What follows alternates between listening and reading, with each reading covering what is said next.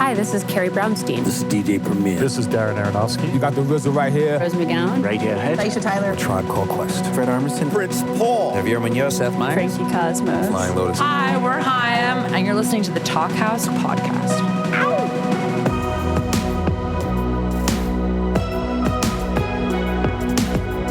Hello, and welcome to the Talkhouse Podcast. I'm Josh Modell.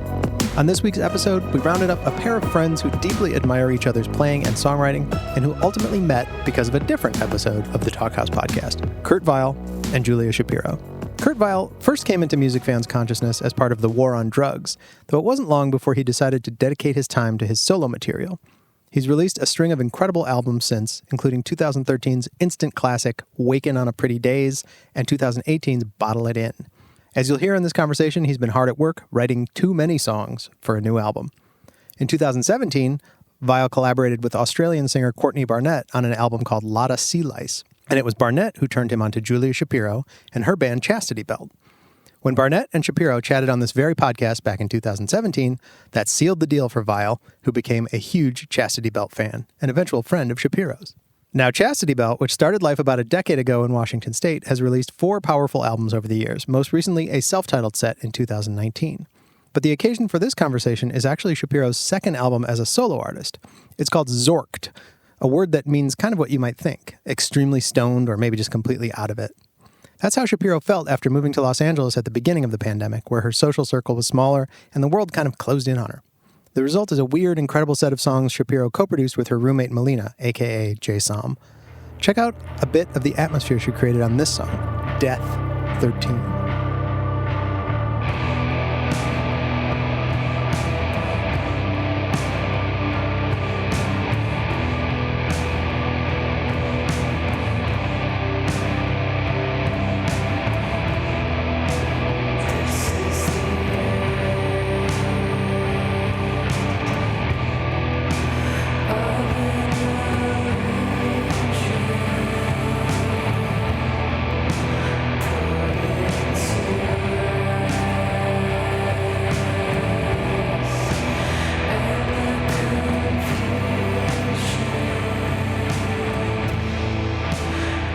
Now that might sound a little serious, but Julia and Kurt have a fun chat here, talking about how they met, how Kurt mistook Chastity Belt for another band at first, how Julia once crowd surfed at one of Kurt's shows, and Julia's love of TikTok. She even tries to convince Kurt to sign up. Enjoy.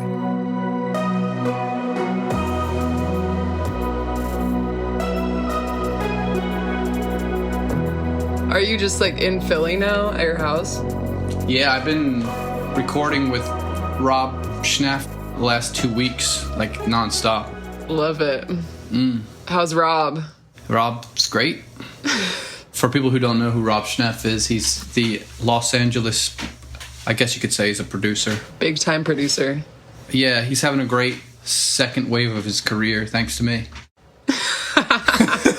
Just kidding. No, he's always doing great stuff. Yeah, he did Elliott Smith. That's your boy.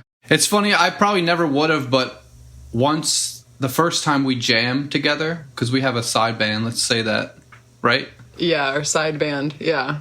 Which is me and you and as many Chazzy members are around at the time. And you said you had a new song, and you're like, it's kind of a ripoff of Elliott Smith. I would have never known, but then now I hear Elliott Smith, and I can tell you're influenced by him. Yeah, at times. A little bit of an influence. At times. At times, not at times. I dabble, yeah. How's recording going? It's fine. I gotta fly back to Rob next on Sunday, and then I'm there for another 2 weeks, and we're gotta finish mixing. Oh, you're already mixing? Yeah, well, we've been recording more than enough songs. That's how I gotta do it. I record more than enough songs, but then how many get finished?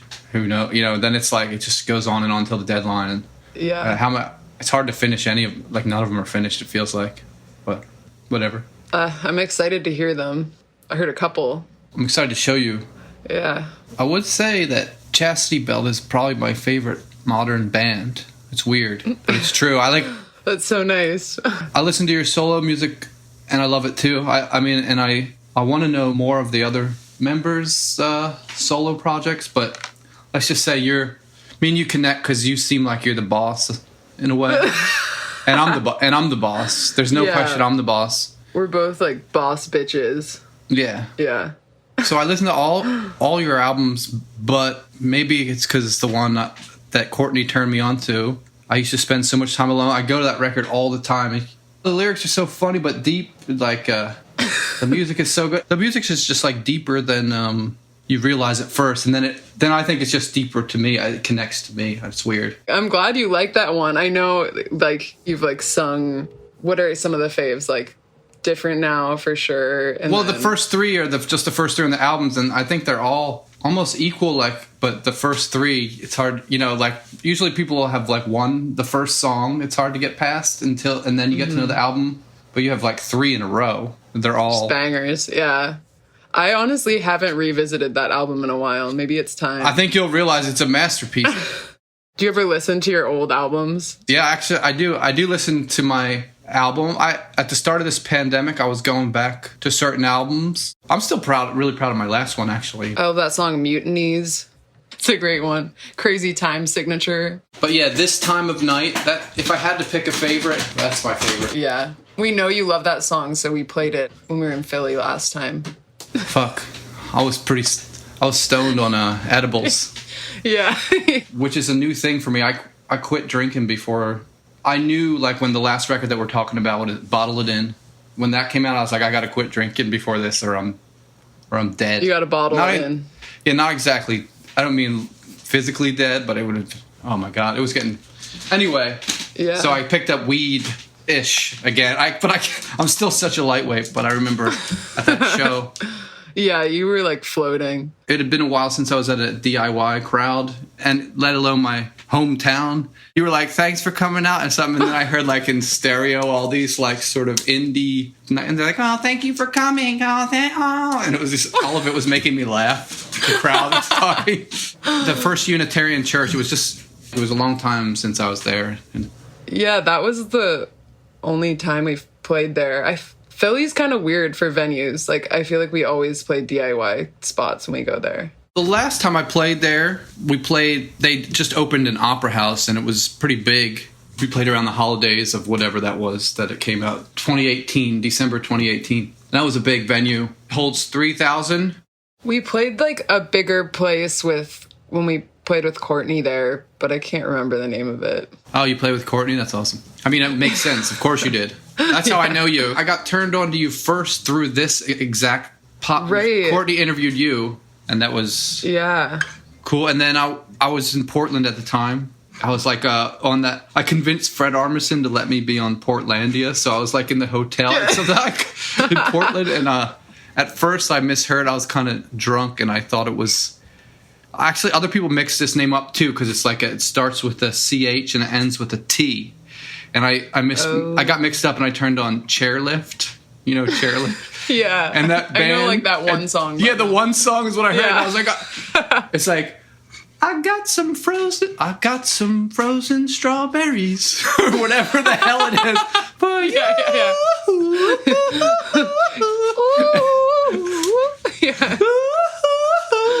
And I listened to it over and over for a little bit. I was like, this is poppier than I would have thought, but it's cool. And then I texted Courtney. I was like, I was listening to your friend Chairlift, that music. I do love that song. And she was like, she wrote back, she's like, Chastity Belt? She's like, you idiot. She's like, I was like, and then it was like the next night in the hotel, and it was started all over. I was drunk again in the hotel, and I was playing that. And, that was way more rewarding because the whole record. Right. There wasn't just the one song. Yeah, like even towards the end, like your song, if I look at my phone again, I'll just wanna die.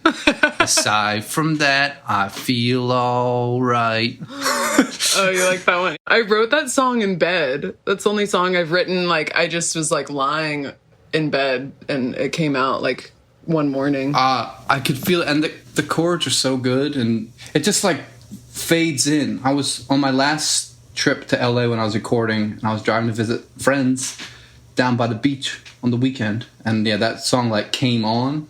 I don't know, I'll like go to once I turn that album on, it just doesn't come off, and then it starts. It's just a spirit record for me. It really is. That's really sweet. But I love your new record too. I love all your music. And I love your solo record. I love it all. Well, as you know, I'm a huge fan, so... No, I actually didn't know. I know you're... No, I'm just kidding. I mean, I know you're a fan to a degree. I like to play it cool. I'm trying to play it cool, but like... Nice. Yeah, huge fan over here. They say don't meet your idols, but guess what? Dude, I met mine. I think I met my idol first. I met you. Yeah, we first met, I think, when you were doing that tour with Courtney, right? Yep. And then, played in Seattle. I came and played Portland, and we jammed in your practice space. We recorded that, and we jammed in Seattle again at your house once. We had like... Yeah, we had a little acoustic jam. Yeah, and I literally, you'd be like, Kurt, it's your turn, and you guys would all play, and and then it was my turn to play, and I just would get so nervous. I wouldn't want to play any of my new songs. It's so funny. I love that. Yeah, you got all nervous in front of us. Yeah, it's weird. So, wait, is your album out yet? The new one? I think when this interview comes out, it'll be out October 15th. Yeah, I was scheduled to have a record release / tour in the fall, around September, but months ago, we were like, screw that. Was your record supposed to come out? It was, but then I pushed it back anyway because I didn't even want to be like in the studio wearing masks all the time, like all that. It's just it's like the opposite of the way I like to make records. Really stifles the creativity there. So in fact, when I saw you were in LA. That was the first time I got back in the studio with Rob Schnaff, and it was crazy, but it was, with the vaccine, etc. I mean, even now that, people are getting COVID with vaccines and stuff, but still, you're still like, it's still some protection. There's still a layer of protection. Yeah, I definitely feel a little safer with the vaccine. Yeah. So boring to talk about even, right? I know. It's like, let's stop talking about COVID. I hate it. Well, now you're not on Sub Pop now, but it's... Yeah. What are you on? Suicide... Oh. Wait. Yeah. My soul album's coming out on Suicide Squeeze. And Chastity Belt's kind of like label-less right now. Well, that's... Yeah. I'm going to sign you. Yeah. Didn't you're going to start your own label, right? Well, there was talk of that because I signed to Verve Record and they said I could have a side label, and I will do it one day. I am going to put things out on the side, but these days are insane for, like, you just got to think so far ahead, and I'm always just so deep in my one project that right. But that said, once I get this opus out, whatever it is, there's going to be more than enough. Yeah, yes. I mean, only because it's like more than enough. So I've been working on it's been like 3 years, It's going to be like a quadruple album or something. There've been double albums for a long time, so it's like no question it's going to be a double album, but I know I can't make it. It'd be dumb to make it 3 albums, but so I won't. But definitely a double album, at the very least. Anything's a double album at this point. I admire people who can put out a single album. Like, my songs actually end up getting kind of long. I try to cut them down. I'm trying, but like they're usually like a little slow, and they tend to be long. I try to cut them down, but...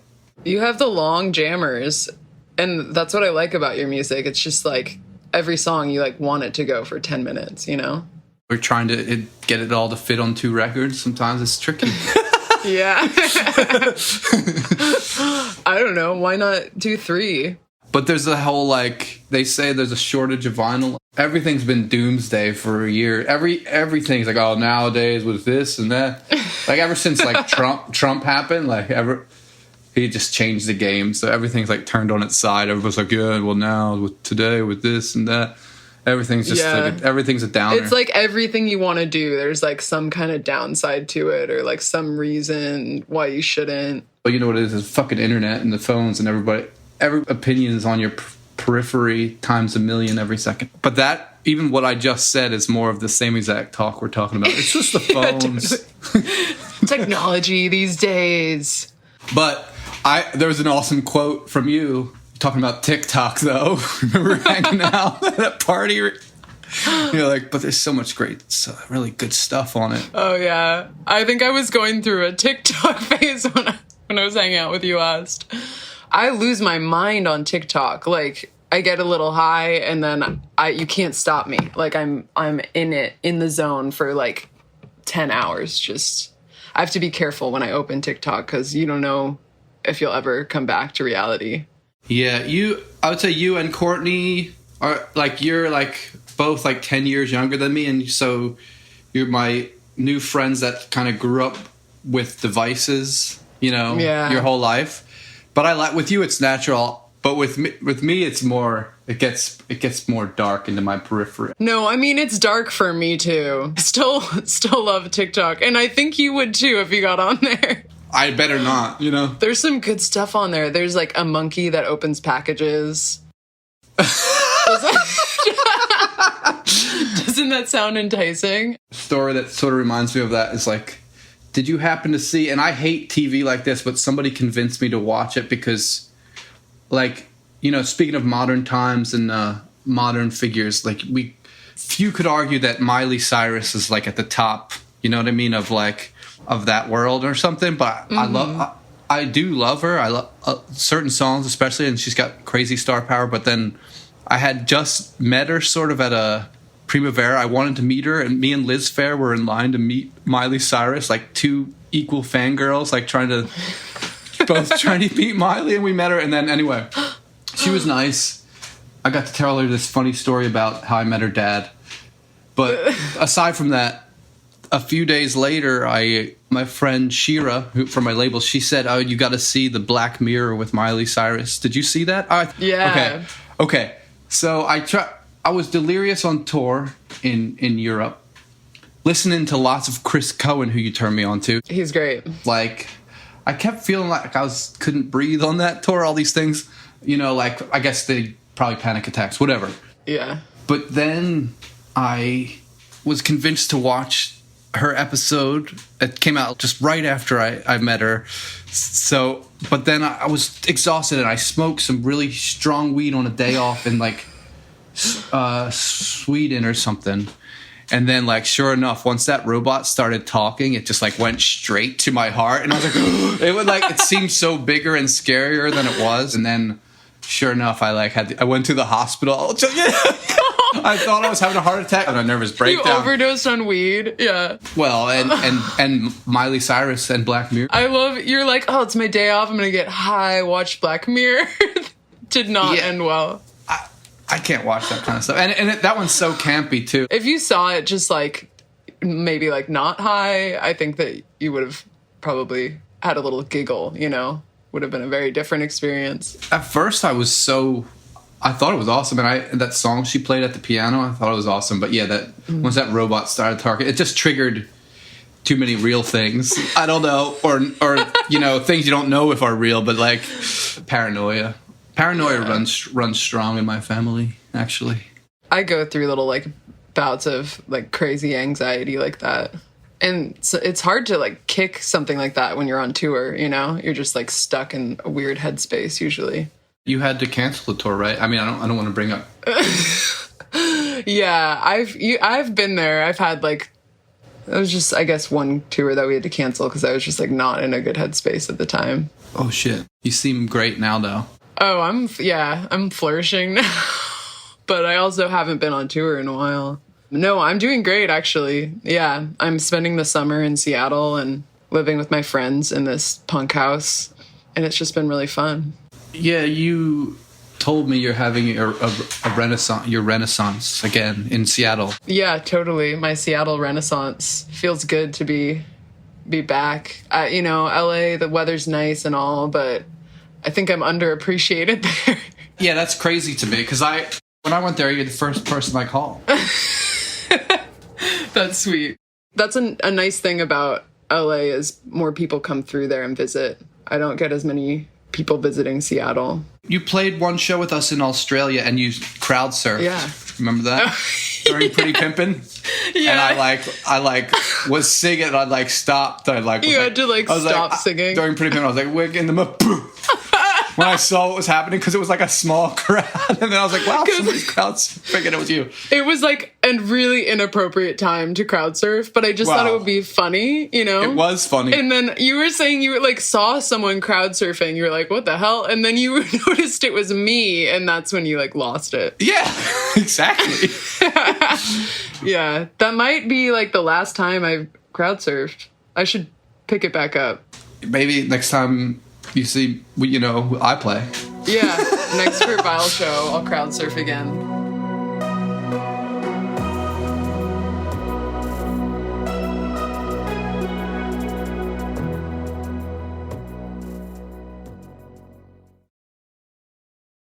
How are the girls? They're good. Everything's, for me, being a dad who was always on the go, which was necessary, for music in my career. I was dreaming of some kind of year off anyway or something, and then which everything calmed down. Yeah, if I feel like a normal dad, it's pretty. That's so nice. You've had time to actually be normal. Just be normal and spend time with your daughters. That's sweet. You guys went camping? Did you say that? Did I make We're going this in a couple days. They're going tomorrow, actually. I'm going to meet them there the next day, just because. Oh, nice. Things are I'm still dealing with my album shit. Where are you going? We always go to this place called Ricketts Glen in this one campsite that's like the perfect site along the water. My wife Suzanne's the one who found it, but we've gone since we were young, on and off. But they've been going to the spot for a while because Suzanne's dad goes too, and he gets into the site next door. Nice. Do you do any fishing, any camping activities? We used to camp a lot, and it had been so long. I went to this exact place last September, and it was nice, but I kind of didn't leave the site because it was so just where these sites are in particular. The woods, it's just everywhere. You're kind of just in the middle of it, and you're by the water, so there's no real reason to leave. I prefer to just sit around and read the book or something. I haven't been camping in a while. I meant to go, like, in Seattle or outside of Seattle, but I just haven't. It's been hectic. It's been a hectic summer. At least on the Instagram, you seem to be doing things similar to camping relatively often. I've definitely been, like, out and about in nature. Did you see all the Ren Fair content that I posted? Have you been watching my stories, Kurt? Have you been keeping up? We both watch each other's stories still. Do you not look at who's watching your stories? No, I do. I mean, not every time. I'm not, like, psychotic about it. No, I didn't say every time. Yeah, I'll see you creeping in there sometimes. When I go through phases of not seeing anybody or not good at keeping in touch, you'll wonder if somebody is mad at you or doesn't like you, and then all they have to do is watch your story once or like a photo, and you're like, oh, actually, maybe they don't hate me. Yeah, totally. Which is total. I get like that too. Yeah. It's nice to have that, like, affirmation from Instagram, I guess. There's a positive. This is sponsored by Instagram. Instagram, my favorite app. Yeah. After TikTok. Yeah. Yeah, we got to get you on TikTok. You're going to really enjoy yourself on there. I better not, but I do know. But I do, for instance, Pavement, Yeah. The band. Recently, something went viral on TikTok, and I don't know the song, but this went viral on TikTok, and then it, like, just like a Pavement boosted song. their streams more than any song in their history. So I know that I have to get connected into hip-hop, TikTok. TikTok can really, like, blow you up. Somebody else should run it. Yeah. Okay. You need an intern, a TikTok intern. And if they could just, like, get a trend with one of your songs. I actually don't know what I'm talking about, but it sounds but you at the same time you do. It is real.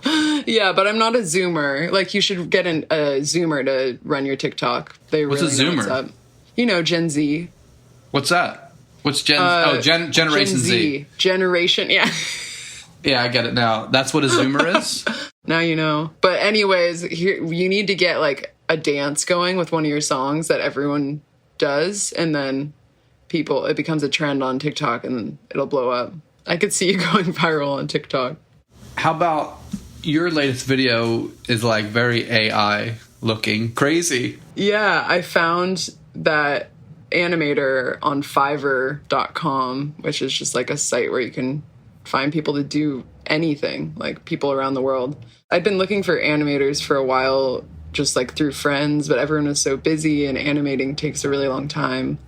So I went on Fiverr and I was kind of like scrolling through trying to find someone whose art kind of matched the song or like felt right. And I found this guy. He just had like a very spooky kind of style of animation. And I was like, oh, that'd be perfect for this kind of evil sounding song.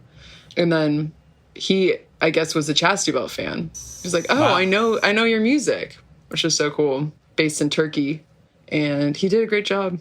It's a pretty tight music video. The examples I gave him were like pretty shitty 3D animation because I kind of like that style. And he was like, these are cool, but like I could do it better. I wanted to talk to you about that. The style of your new current music is definitely doomier and darker. Yeah. What did you, was that like a conscious decision, or is it like stuff you've been listening to, or both? Nothing I do is ever like super conscious with music, but yeah, it just kind of happened. I think I was listening to a lot of like heavier, like doomier stuff. Like what? Like this guy, Jesu, Jesu. Mm-hmm. I don't know how you pronounce it, but I really like his stuff. It's just like slow and heavy.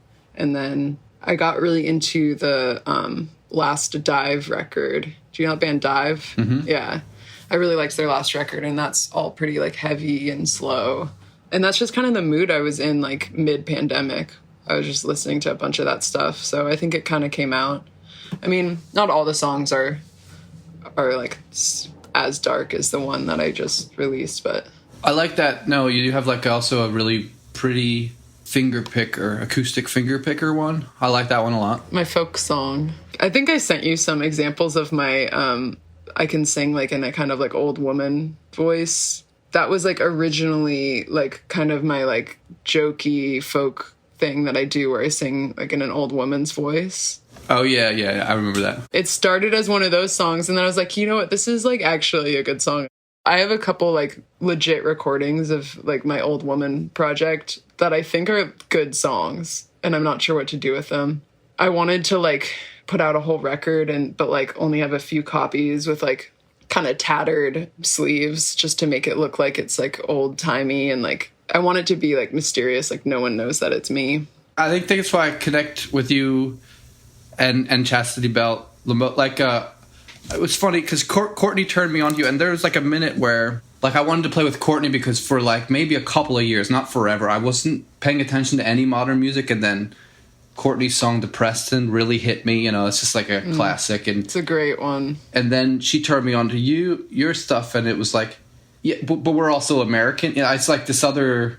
I don't know. We have like the fact that we're both American, and you're like you have this weird sense of humor that I can relate to. There's other reasons too, you know. Just having a sense of humor can go a long way. I find that like a lot of Americans are more earnest than maybe like an Australian person or a British person.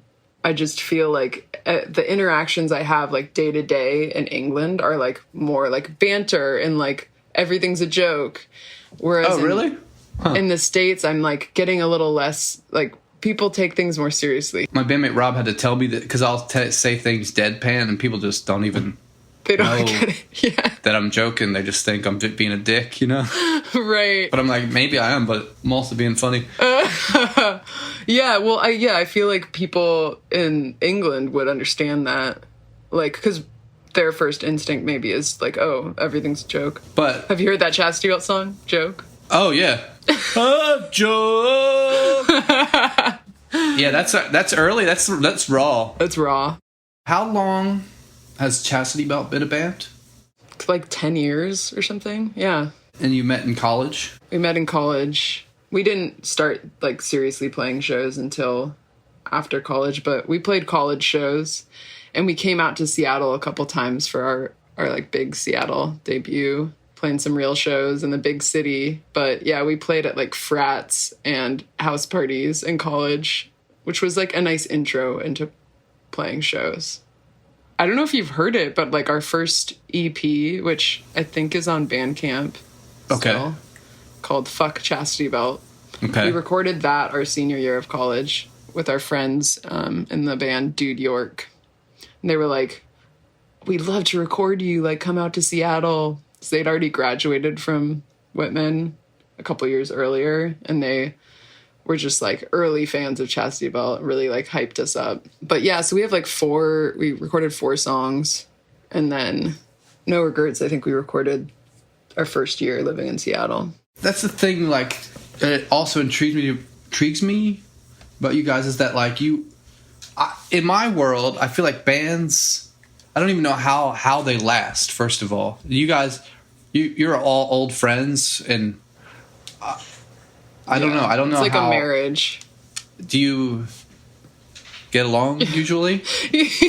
We do, yeah, but it is hard work, especially when you're just in like close quarters all the time touring, and then there's, you know, creativity and like egos and stuff involved. It's like delicate stuff. But I feel like we're all sensitive people, and we're able to like navigate it maybe better than some bands that would just like blow up at each other. Like everybody sort of plays a cyclical, you know, like it's like got the hypnotic. It's like hypnotic. There's that Philly accent. No, the Delaware County accent is brutal. I love it. Yeah, no, I feel it when the 4 of us are in a room together, like, and we start jamming. Sometimes it just locks in this way, and I'm like, I don't even know what's happening, but it feels very natural. I think just because we all kind of like, this was everyone's first band, so it's almost like we learned how to play music with other people, like with each other. So we're just like, I can kind of like guess what Gretchen's gonna do. We have this kind of unspoken communication when we're jamming. I see that. I hear it. I feel it like, and you said too, Gretchen's got another role, which is a comedian, right? Yeah, exactly.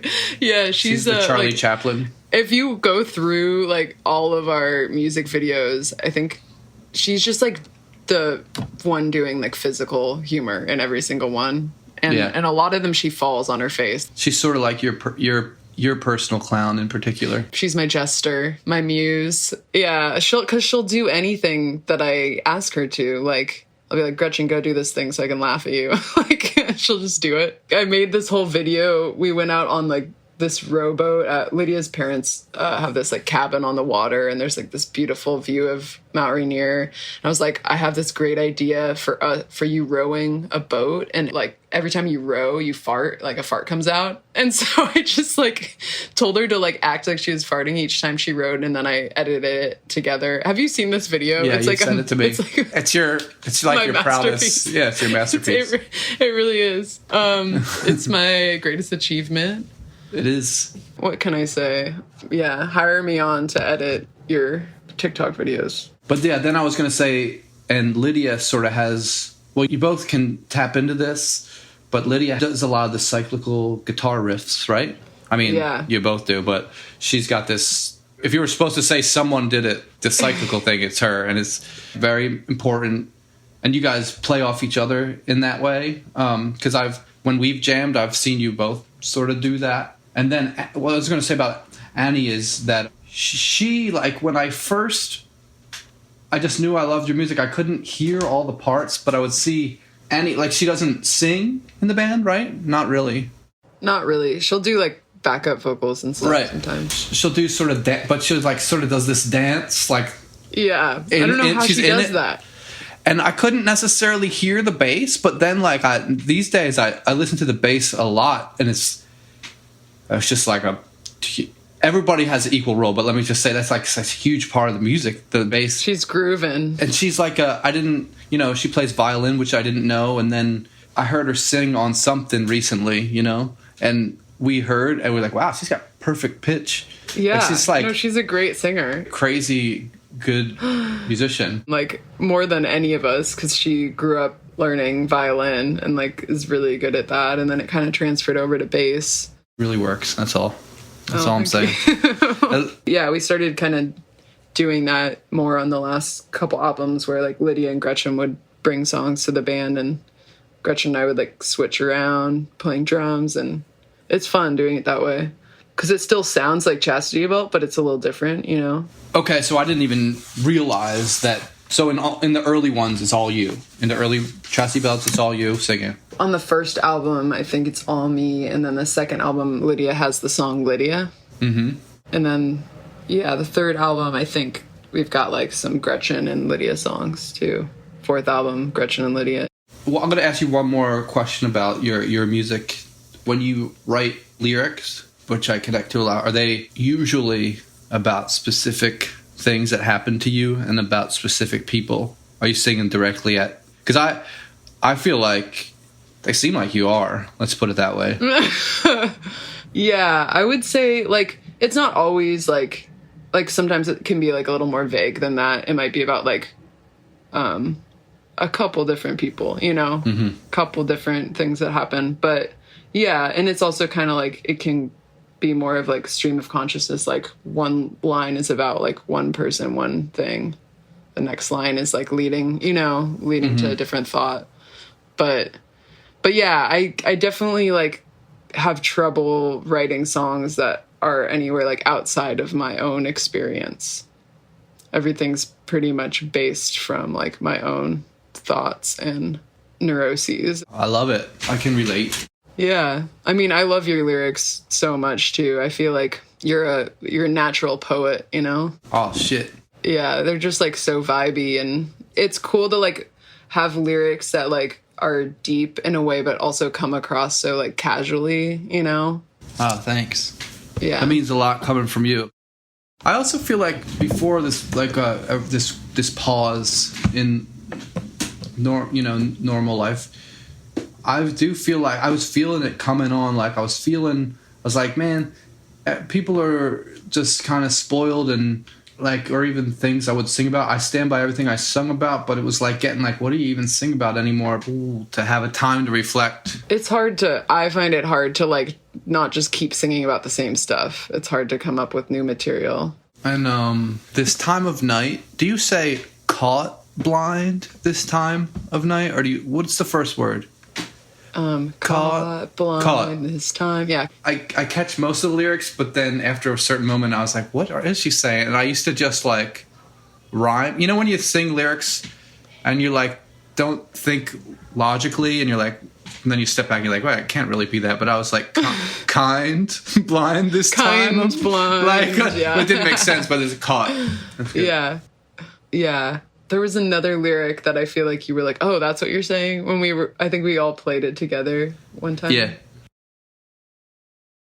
Pull the sheets over my eyes. I think you were like, oh, I thought you said pull the sheet over my head again. Yeah. But yeah, is that song about a specific time? And were the sheets over your head?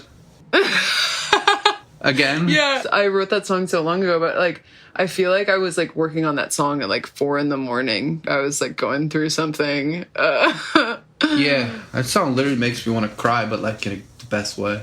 Oh, that's sweet. Yeah, I love songs that make me sad, you know? I'm always like searching for a song that can make me feel something.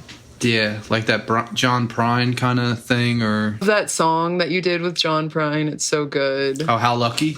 Yeah, it's so sweet. I was just listening to that the other day. I knew I was going to have the producer, Ferg, ask him to come in, because I had been making that record in Nashville leisurely. It's only 5 songs, but I was making it leisurely over like 5 years. But I knew I was going to see John at his New Year's show at the Opry, and I knew that I was going to sing with him, and I asked to do How Lucky, and he agreed. So then I was like, well, while we're mixing these 4 songs, maybe we could get him in here to teach it to me, and we'll just record it real quick. And he showed up, and I've played a couple shows with him, but he's nice, but he's just like a gentleman. And when I finally saw him, he's like, "Hey, Kurt." I was like, "Oh, man, thanks for coming." He's like, "You know I love to sing with you, Kurt," which was like total. It wasn't bullshit. Country gentleman. He seemed like just like the sweetest guy. He was. I saw him like once in concert, and he was just like the stories he told in between the songs. I was like, what a man. Yeah, I think he's like the last genuinely old-fashioned, like sweet man, just like songwriter. Pure, yeah. He talked to my dad backstage, and he's like, "Oh, Charlie Vile, salt of the earth." He like worked on the. You work on the rail. My dad said, "I work on the earth." It's like I work on the railroad. My dad drove trains. He's retired now, but then he's just talking to him about it forever. My dad's like, "Oh, your song Muhlenberg County, that really touched me." And he's like, "My dad was, because that song's about John Prine's, dad's childhood home or whatever." I'm glad you guys got to record that song together. What other songwriters make you want to fucking cry? A good one is Grouper.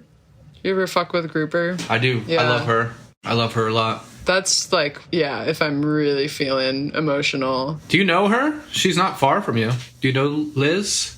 I don't know. I've never met her. I also have never seen her live. I'd love to see like what her set is like. She doesn't agree to many shows and stuff. The legend has it she's always like hiking in like South America or something. Yeah, I think she maybe only played in Seattle once since I've lived here, and I was like on tour at the time, and I was really bummed. But hopefully I'll get to see her live sometime. She was on the cover of that snotty magazine Wire recently. I'm just kidding. I'm just saying it's snotty. It's not Snotty really magazine. I just know that they probably make fun of me in that magazine. It's like too cool, Really? I feel like you're too cool. What could anyone say to make fun of you? To do it all the time. You're like up here with like coolness, Yeah, thanks. I think, well, I don't know. The epitome of cool. Right. Well, I think you're right, but sometimes people don't know. I don't feel so cool. But now I do. I feel cool again. Yeah, you're building your ego back up. Sometimes you gotta be like brought down by something, and then you slowly rebuild, It happens to me all the time. Yeah, that's what I've been doing with this album. They have like way too many songs, but none of them are done, so only the best will survive. I can't wait to hear it. I'll be back in LA in October, but by then you'll probably be done, right? I'll be mastering and stuff, but I'll come back to LA after for showbiz related things, and we'll hang. Great. I'll be there. We'll hang. Thanks for listening to the Talkhouse Podcast, and thanks to Kurt Vile and Julia Shapiro for chatting. If you liked what you heard, please follow Talkhouse on your favorite podcast and social media outlets. This episode was produced by Melissa Kaplan, and the Talkhouse theme is composed and performed by The Range. See you next time.